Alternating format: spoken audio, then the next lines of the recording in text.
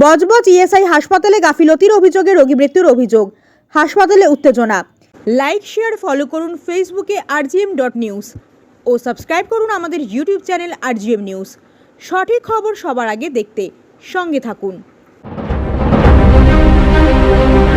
Budge Budge ESI হাসপাতালে গাফিলতির অভিযোগে রোগী মৃত্যুর অভিযোগ, হাসপাতালে উত্তেজনা। মেদিনীপুর মেডিকেল কলেজে স্যালাইনের এক প্রসূতি মৃত্যুর ঘটনার পর বজবজ ইএসআই হাসপাতালে কর্তৃপক্ষের গাফিলতির অভিযোগ। রোগী কর্তৃপক্ষের অভিযোগ, বুকে যন্ত্রণার সময় নিয়ে গত 11 তারিখ বজবজ ইএসআই হাসপাতালে ভর্তি করা হয় শঙ্কর কঞ্জিয়াকে। এরপর তাকে বজবজ ইএসআই হাসপাতাল থেকে মানিকতলায় রেফার করা হয়। আজ রোগীকে বজবজ ইএসআই থেকে মানিকতলা নিয়ে যাওয়ার পথে অ্যাম্বুলেন্সেই মৃত্যু হয়। রোগীর কর্তৃপক্ষের অভিযোগ, পেশেন্টের অক্সিজেনের সমস্যা ছিল। অক্সিজেন সিলিন্ডারে ভালো না খোলায় শরীরে অক্সিজেন পৌঁছয়নি, সেই কারণেই রোগীর মৃত্যু হয়েছে।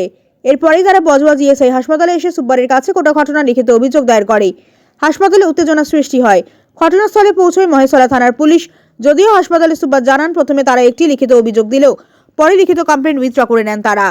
মহেশতলা থেকে শেখ মনির রিপোর্ট, rgm.news। তাহলে আমরা পোস্টমর্টম করতে পাঠাবো, পেশেন্টকে পোস্টমর্টম করতে পাঠাবো।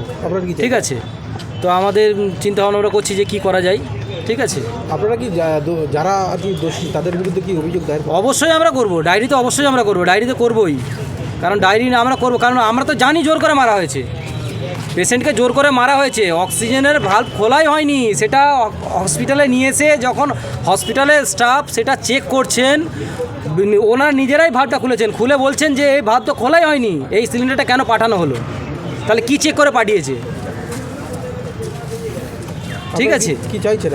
আমরা চাইছি যে এর জন্য যা যাবতীয় করার আমরা করব। তাদের থানায় যদি কেস করতে হয়, ডায়েরি করতে হয়, আমরা করব। পুলিশে এসছে তো? অবশ্যই আমরা করব, সেটা পুলিশ আছে, পুলিশের সামনে যা কিছু করার আমরা করব। আপনার নাম? আমার নাম শেখ ইসরাফিল। যিনি মারা গেছেন? যিনি মারা গেছেন উনি হচ্ছেন শঙ্কর কনেজিয়া। কে হয় আপনার? কাকা হন। কোথা বাড়ি? ওনার বাড়ি হচ্ছে চিত্তিগঞ্জ। শনিবারে পেশেন্ট ভর্তি হয়েছিল, শারীরিক অবস্থা খুবই খারাপ ছিল। কালকে রাতে রেফার করা হয়েছে মানিকতলায় নিয়ে যাওয়া হয়েছে। অক্সিজেন দেওয়া হয়েছে, কিন্তু অক্সিজেনের ভ্যালভ অন করা হয়নি। এখন যিনি ছিলেন উনি তো নেই, ওনাকে ফোন করা হয়েছে নাকি এখান থেকে ফোন করা হয়েছিল, আসেননি বা ফোন তোলেননি।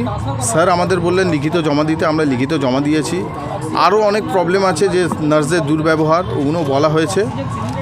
সুপার স্যার জমা নিয়েছেন। পেশেন্টের সমস্যা এসেছিল, চেস্ট পেন ছিল। উনি এখানেই আউটডোরে ওপিডি করছিলেন। হার্টের প্রবলেম একটু এসেছিল, ইকোতে ধরা পড়েছে হার্টের প্রবলেম। আর আরও অন্যান্য প্রবলেম ছিল, যেটা উনি বলেছিলেন ওষুধের মাধ্যমে ঠিক হয়ে যাবে, ট্রিটমেন্ট চালাও। আজকেই ভর্তি করেছেন? না, ভর্তি হয়েছিল আমার শনিবার। আচ্ছা, তারপর আজকে এখান থেকে কোথায় নিয়ে যাওয়া? এখান থেকে কাল রাতে রেফার করেছিল মানিকতলা। যেহেতু অ্যারেঞ্জমেন্ট করতে টাইম লেগেছিল, ওনারা বলেছিলেন অ্যারেঞ্জমেন্ট করতে অ্যাম্বুলেন্স টাইমিং লাগে, হয় কাল নয় পরশু আমরা পাঠিয়ে দেবো। সকাল থেকে তাড়াহুড়ো করে ওনারই বারবার পেশেন্টের বাড়ির লোকের আমাদের কাছে গিয়ে বললেন যে অ্যাম্বুলেন্স জোগাড় করো। অ্যাম্বুলেন্স আমরা অ্যারেঞ্জমেন্ট করে নিয়ে গেছি, কিন্তু অক্সিজেন এইরকম গন্ডগোলের জন্য করে নিয়ে যাওয়া হচ্ছে। ওটা অ্যাম্বুলেন্সে এখানকারই অ্যাম্বুলেন্স থেকে নিয়ে গেছি। ওয়ার্ড থেকে সিলিন্ডার দিয়েছিল, অক্সিজেন সিলিন্ডার। মানে এখানকার কর্তৃপক্ষই দিয়েছিলেন, এখান থেকেই দিয়েছিলেন, কিন্তু অক্সিজেনের সিলিন্ডারের মেন ভ্যালভটাই খোলা হয়নি। এটা আপনাদের কে জানালো যে অক্সিজেনের ভ্যালভ খোলা হয়নি? এটা অক্সিজেনের সিলিন্ডার যখন এখানে এনে রাখা হলো, তো এখানকারই স্টাফ এমার্জেন্সিতে থাকে, সে যখন খুলে দেখলো যে সিলিন্ডার পুরো কোনো কাজ করছে না, কিন্তু ওপরে মেন ভ্যালভটা বন্ধ। উনি ভ্যালভ যেই খুলতে রিলিজ করতে ভ্যালভ থেকে অক্সিজেন বেরোচ্ছে, উনি বললেন যে পুরো এটা লক করা ছিল। আপনারা এখান থেকে যখন নিয়ে যাচ্ছিলেন, এখান থেকে আমরা তো দাদা মূর্খ, আমরা জানি না, আমরা কি করে বুঝবো অক্সিজেন পাচ্ছে কি পাচ্ছে না। অ্যাম্বুলেন্স ড্রাইভারকে লাস্ট পর্যন্ত যখন বলা হলো, উনি বললেন যে এটা আমার অথরাইজ নেই হাত দেওয়ার। আমি বললাম যে পায়ে ধরছি, পেশেন্টকে আমি তাহলে হারিয়ে ফেলবো, একবার অন্তত দেখুন। গাড়ির কন্ডিশন এমন ছিল, দুর্ভাগ্যে সাইলেন্সার ভেঙে গেছিলো, তাও উনি বেঁধে টেঁধে অনেক কষ্টে যা গ্যারেজ করে উনি নিয়ে গেলেন, কিন্তু তখন উনি দেখলেন, বললেন প্রেশার ডাউন হয়ে গেছে, অক্সিজেনের প্রেশার ডাউন হয়ে গেছে। কিন্তু এখন তো এসে এখানে আমরা দেখছি যে অক্সিজেনের ভ্যালভই বন্ধ, প্রেশার ডাউনের ব্যাপারই না। আপনারা কোথায় বুঝতে পারলেন যে পেশেন্ট এক্সপায়ার করে গেছে? পেশেন্ট আমরা দেখেছি মা ব্রিজের ওপরে, মুখ থেকে যখন ব্লাড ফেলে দিয়েছে, চোখ বন্ধ, কোনো সাড় দিচ্ছে না, গা হাত পা পুরো ঠান্ডা হয়ে গেছে অবশ। তখনই আমরা বুঝতে পেরেছি যে পেশেন্টকে আমরা হারিয়ে ফেলেছি। উনি বলেও ছিলেন যে আমরা তাহলে গাড়িটা ঘুরিয়ে নিই। আমি বললাম না, গাড়ি ঘোরানোর দরকার নেই, আমি শেষ নিঃশ্বাস পর্যন্ত চান্স চেষ্টা চালাবো। যখন এখান থেকে রেফার হয়েছে মানিকতলা যাব, মানিকতলা নিয়ে গিয়ে আমি দেখাবো। ওখানে মানিকতলা নিয়েতে উনি বললেন কিছু করার নেই, ডেথ হয়ে গেছেন, মারা গেছেন পেশেন্ট। আপনারা কী চাইছেন? এখন চাইছি নেক্সট কেউ যায় এইরকম প্রবলেমটা ফেস করে না, প্রবলেম হয় যেন, এটাই এসআই কর্তৃপক্ষের কাছে আমার রিকোয়েস্ট। আর অন্য কেউ যেন এরকম প্রবলেমটা ফেস না করে, না প্রবলেমে পড়ে। যার জন্য আপনার বাবাকে হারালেন বা তার বিরুদ্ধে মানে লিখিত অভিযোগ লিখিত তো আছে, শাস্তির ব্যাপার। আর দাদা শাস্তি অন্য কেউ দিয়ে কী শাস্তি দেবো? আমি যা শাস্তি পেয়েছি এর থেকে বড় শাস্তি আর কাউকে কী দেবো? রিকোয়েস্ট আছে যে ওনার প্রতি একটা স্টেপ নেওয়া হোক, আর বিশেষ করে যিনি কাল রাতে নার্স চার্জে ছিলেন ওনার উপরেও স্টেপ নেওয়া হোক। এত দুর্ব্যবহার যেন কারোর সাথে না করে। ওনাকে কিছু জিজ্ঞাসা করলে যে পেশেন্ট খাবে বলছে, কি খাওয়াবো, উনি বলছেন আমি এতগুলো পেশেন্ট একসাথে দেখছি, আরও কাজ আছে। এটা তো আমাকে বলে কোনো ওনার বেনিফিট নেই। ওনাকে যাকে বলো উনি ওনার সিনিয়রকে উনি জানাবেন, আমাকে কি জানিয়ে কী হবে? আমি তো আমার প্রবলেমটা ওনাকে বলবো। আর ওনার কাজ যে প্রবলেমের জন্য একটা পেশেন্ট যদি বাড়ির লোক 10 বার যায়, ওনাকে 10 বার বোঝানো ওনার কাজ। আপনার নাম? আমার নাম সাগর কনক, হাসপাতালটা বজবজ ইএসআই হসপিটাল। আপনি লিখিত দায়ের করেছেন? হ্যাঁ, লিখিত দেওয়া হয়েছে সুপার স্যারের কাছে। উনি সে বললো অক্সিজেনের সিলিন্ডারের প্রবলেম হচ্ছে কিছু, বা চাবির কোনো প্রবলেম হচ্ছে। ওরা বললো না, এটা নতুন সিলিন্ডার আছে, এটাই দিয়ে পাঠাবো। ওখান থেকে বললাম কাকু আপনার দুটো পায়ে ধরি। হ্যাঁ,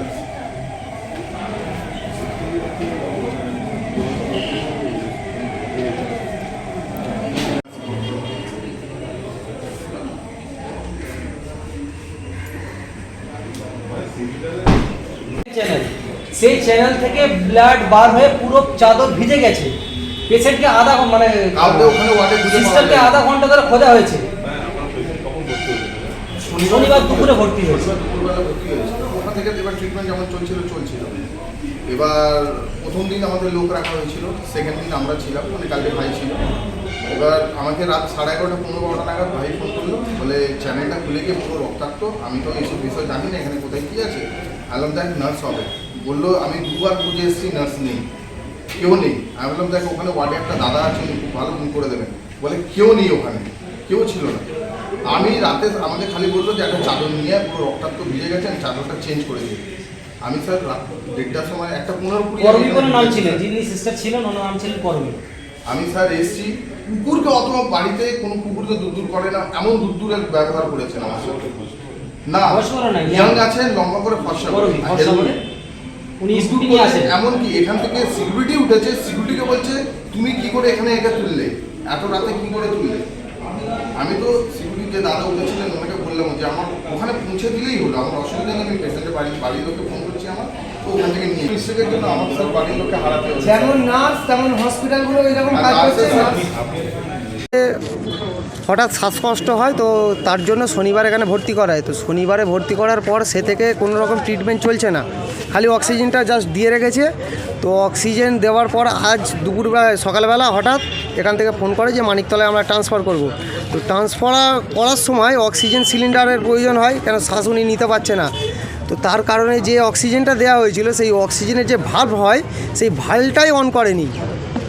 উইদাউট ভ্যাল অন করে মাস্কটা খালি চাপিয়ে দিয়ে পাঠিয়ে দিয়েছে, এবং মানিকতলায় যাবার আগেই শ্বাসরোধ হয়ে মারা গেছে। মানে পেশেন্টের শরীরে অক্সিজেন পৌঁছয়নি বলতে? পৌঁছায়নি, ভ্যালই অন করে না, তো পৌঁছাবে কী করে? তো এখানে যখন স্টাফরা এসে চেক করলো তখন দেখছি যে কোনো রকম চাবি অন করা হয়নি।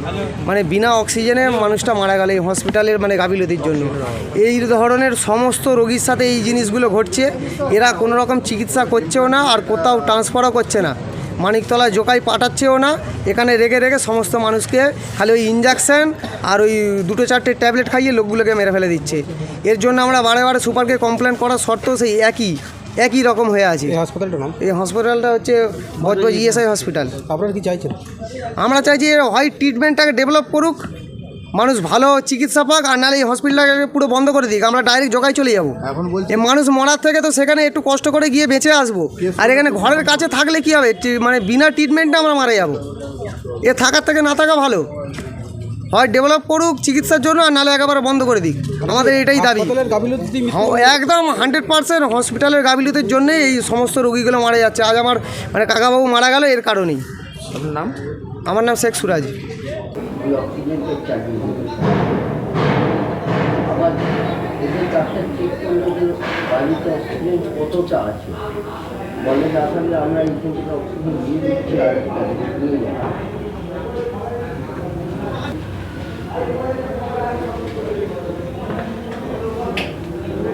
আপনার বাড়ি, অফিস এবং দোকানকে সুরক্ষিত রাখুন টোটাল সিকিউরিটি সলিউশনের সাথে।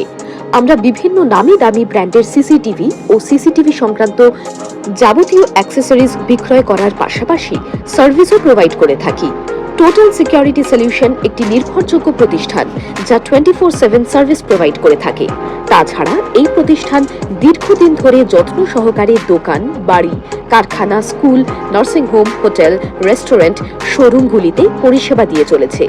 আমাদের এখানে প্রশিক্ষণপ্রাপ্ত টেকনিশিয়ান দ্বারা কাজ করানো হয়। আমাদের ঠিকানা গার্ডেন রিচ, মেটিয়া ব্রুজ, কলকাতা 700024। বিশদে জানতে যোগাযোগ করুন 7003047447 এই নম্বরে।